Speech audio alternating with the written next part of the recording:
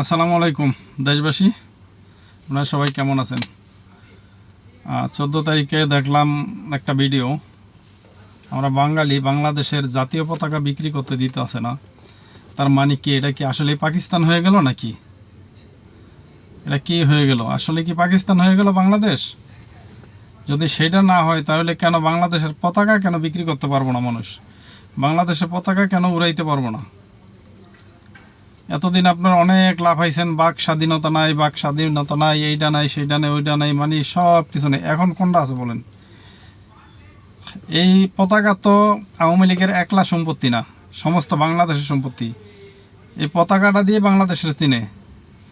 তো আজকে এই পতাকায় যদি আপনার বিক্রি করতে না দেয়, উড়াইতে না দেয়, তাইলে বুঝতে হইব যে এই বাংলাদেশটা আসলেই কাদের হাতে গেছে? পাকিস্তানিদের হাতে চলে গেছে। পাকিস্তানের দোষর যারা আছে তাদের হাতে।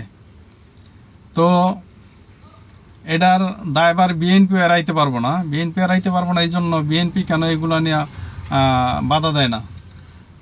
কারণ বাংলাদেশের যদি তারা স্বাধীনতা বিশ্বাস করে বিএনপি, তাইলে এটা কেন বিএনপি এই পতাকা বিক্রি করতে যে বাধা দিতেছে, তারা এই জায়গায় কেন পদক্ষেপ নিল না?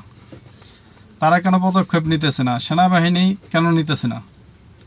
সেনাবাহিনী কাদের হয়ে কাজ করে? পাকিস্তানিদের হয়ে কাজ করে না আমাদের বাংলাদেশের হয়ে কাজ করে?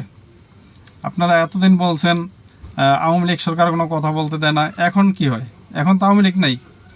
এখন কেন হয় না? এখন কেন কেউ কথা বলতে পারে না? জয় বাংলা স্লোগানটা তো শুধু বাংলাদেশের এই আওয়ামী লীগের না, সমস্ত বাংলাদেশের ছিল। স্বাধীনতার স্লোগান ছিলই জয় বাংলা। তো আজকে কেন সেই জয় বাংলা স্লোগান দিতে পারবো না? তার কারণটা কি?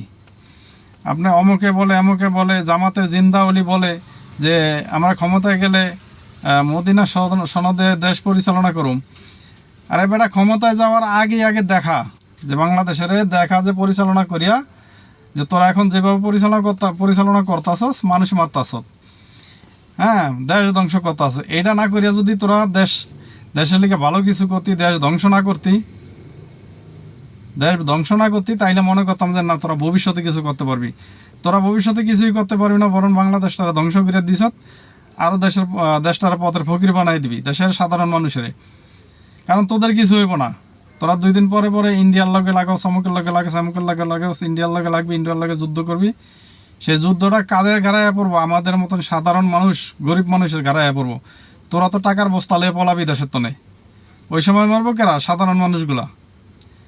আজকে সাধারণ মানুষ দেশে যারা আছেন তাদেরকে বুঝতে হইব যে আজকে ব্যাংকে টাকা পান না কেন? যেই জায়গা যায় সেই জায়গায় হাহাকার কেন? আমরা স্বাধীন দেশ, আমরা কারো পক্ষে কারো হয়ে আমরা কাজ করবো, সেটা পাকিস্তান হোক, সেটা ইন্ডিয়া হোক, কারো দেশের পক্ষে হয়ে কাজ করবো না, এবং কারো সাথে আমরা ঝগড়া বা বিবাদ করতে যাইব না। স্বাধীন দেশ। আরেকটা দেশের সাথে যুদ্ধ লাগাই দিয়া তারপর ওরা ভাগবো, আর সেই যুদ্ধের মাসুল দিতে হইব সাধারণ মানুষরে। ওরা তো টাকা পয়সা লয়ে দেশের তনে ভাগবো, মরবো কারা? আমাদের মতন সাধারণ মানুষ বাংলাদেশে যারা আছে তারা তো আর যাওয়ার কোনো জায়গা থাকবো না। তো আপনারা এখনও সচেতন হন, এই ইউনূস গংদের হাত থেকে দেশ রক্ষা করেন। কারণ বিএনপি তাদের পাতা ফাঁদে পাও দিছে বিএনপি। তারা হইলে এগুলো হয় না দেশে। বিএনপি এত বড় একটা রাজনৈতিক দল, সরকার ক্ষমতায় ছিল, তারা কেন এত অন্যায় দেখো? তারা কেন আজকে বাধা দেয় না?